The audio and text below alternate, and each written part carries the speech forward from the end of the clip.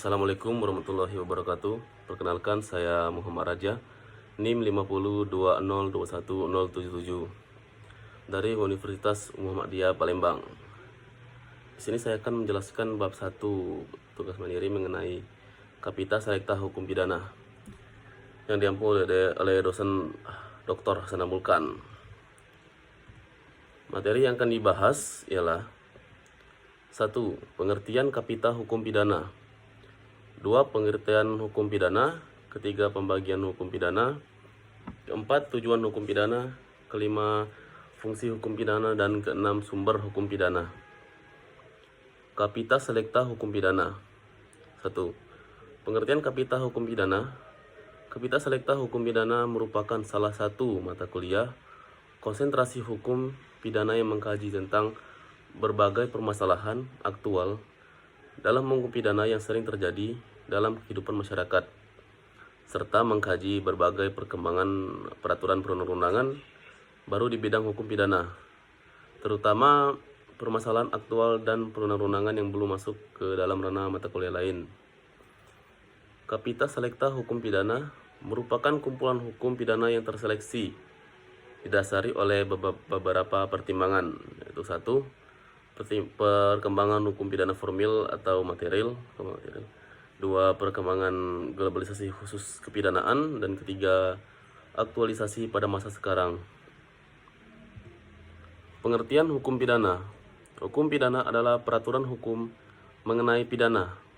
Kata pidana berarti hal yang dipidanakan, yaitu instansi yang berkuasa dilimpahkan kepada seorang oknum sebagai hal yang tidak enak dirasakan dan juga tidak sehari-hari dilimpahkan.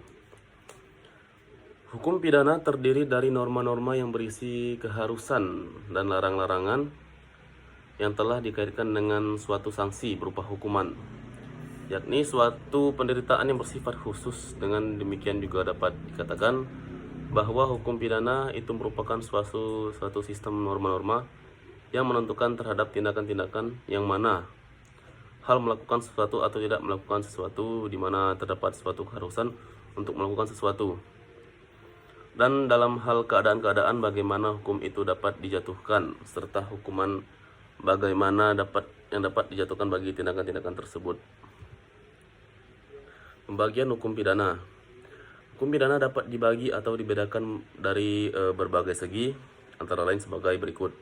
1. Hukum pidana objektif, dan 2. Hukum pidana subjektif. Hukum pidana objektif yaitu semua peraturan hukum yang mengandung perintah atau keharusan dan larangan. Pelanggaran atas perintah dan larangan tersebut diancam sanksi atau hukuman yang bersifat siksaan. Hukum pidana objektif membatasi hak negara untuk menjatuhkan hukuman atau menghukum. Hukum pidana objektif terbagi atas A. Hukum pidana material atau hukum pidana umum dan hukum pidana khusus. B. Hukum pidana formal atau hukum acara pidana. 2. Hukum pidana subjektif, yaitu hak negara atau alat-alat negara untuk menghukum berdasarkan hukum pidana objektif. Hukum pidana subjektif baru ada setelah peraturan hukum pidana objektif terlebih dahulu. Hukum pidana juga dapat dilihat dari berbagai segi, yakni A. Hukum pidana tertulis, B. Hukum pidana tidak tertulis, C. Hukum pidana terkodifikasi, D. Hukum pidana tersebar, dan E. Hukum pidana sebagai bagian dari hukum publik. Tujuan hukum pidana.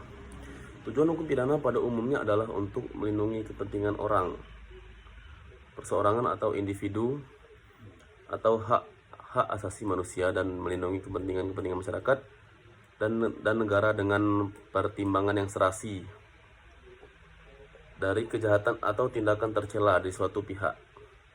Dalam proses terwujudnya tujuan hukum pidana ini dikenal dua aliran, yakni yang pertama aliran klasik.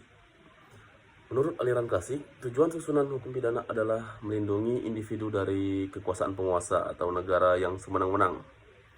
Pengikut aliran ini menganggap bahwa tujuan hukum pidana adalah untuk menjamin kepentingan hukum individu atau perseorangan.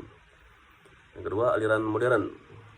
Menurut aliran modern, tujuan hukum pidana adalah untuk memberantas kejahatan agar kepentingan hukum masyarakat terlindungi. Fungsi hukum pidana. Fungsi hukum pidana terbagi menjadi dua, yaitu satu secara khusus, satu secara umum, dua secara khusus. Fungsi hukum pidana secara umum sama dengan fungsi hukum-hukum lainnya, yakni untuk mengatur bermasyarakat atau menyelenggarakan suatu sistem aturan dalam masyarakat. Dua, sedangkan fungsi hukum pidana secara khusus yaitu untuk melindungi suatu kepentingan hukum terhadap perbuatan-perbuatan yang melanggar dengan suatu sanksi atau hukuman. Sanksi atau hukuman tersebut berupa pidana yang telah ditetapkan undang-undang dan sifatnya lebih tajam daripada hukum-hukum lainnya. Fungsi lainnya adalah untuk menyelenggarakan aturan-aturan untuk melindungi pihak yang telah dirugikan. Sebagai hukum publik, hukum pidana memiliki fungsi sebagai berikut. Yang pertama, fungsi melindungi kepentingan hukum dari perbuatan-perbuatan yang menyerang atau memperkosanya.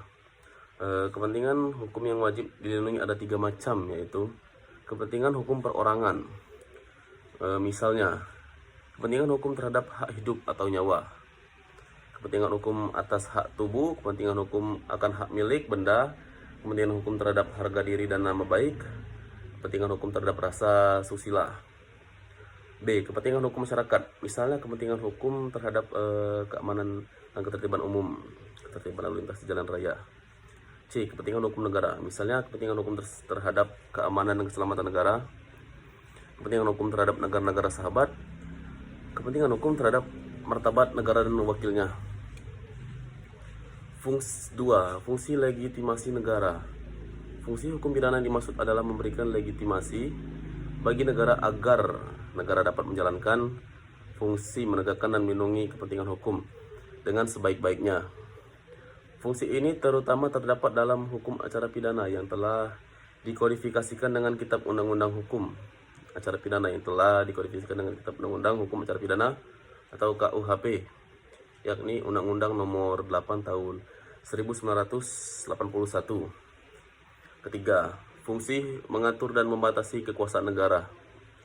Sebagaimana telah dijelaskan pada poin kedua, hukum pidana memberikan legitimasi kepada negara agar dapat menjalankan fungsi mempertahankan kepentingan hukum yang dilindungi dengan sebaik-baiknya.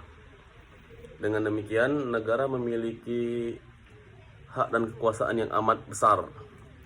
Karenanya kekuasaan negara haruslah dibatasi. Perbatasan kekuasaan penting agar negara tidak melakukan perbuatan sewenang-wenang kepada masyarakat dan pribadi manusia. Pengaturan hak dan kewajiban negara adalah wajib guna mempertahankan dan menyelenggarakan ketertiban hukum masyarakat. Sumber hukum pidana. Sumber hukum pidana dapat dibedakan atas sumber hukum tertulis dan sumber hukum tidak tertulis. Indonesia belum memiliki Kitab Undang-Undang Hukum Pidana Nasional, sehingga masih diberlakukan Kitab Undang-Undang Hukum Pidana Warisan dari pemerintah kolonial Hindia Belanda. Adapun sistematika Kitab Undang-Undang Hukum Pidana antara lain: yang pertama, buku 1 tentang ketentuan umum, itu dari pasal 1 sampai pasal 103. Yang buku kedua tentang kejahatan, itu dari pasal 104 sampai pasal 488. Dan buku ketiga tentang pelanggaran, itu dari pasal 489 sampai pasal 569. Lobby Lookman membedakan sumber-sumber hukum pidana tertulis di Indonesia, yaitu yang pertama, Kitab Undang-Undang Hukum Pidana atau KUHP. 2. Undang-undang yang mengubah atau menambah KUHP. Ketiga, Undang-Undang Hukum Pidana Khusus. Dan yang keempat, aturan-aturan pidana di luar Undang-Undang Hukum Pidana. Dan juga ada beberapa undang-undang yang mengatur tindak pidana khusus yang dibuat setelah kemerdekaan, yaitu antara lain yang pertama, atau 1, Undang-Undang Darurat Nomor 8 Tahun 1955 tentang tindak pidana imigrasi. Yang kedua, Undang-Undang Nomor 9 Tahun 1967 tentang narkoba. Yang ketiga, Undang-Undang Nomor 16 Tahun 2003 tentang anti terorisme. Oh, baiklah, sekian presentasi dari saya. Apabila ada salah kata, saya mohon maaf. Kepada Allah saya mohon ampun. Wabillahi taufiq wal hidayah. Wassalamualaikum warahmatullahi wabarakatuh.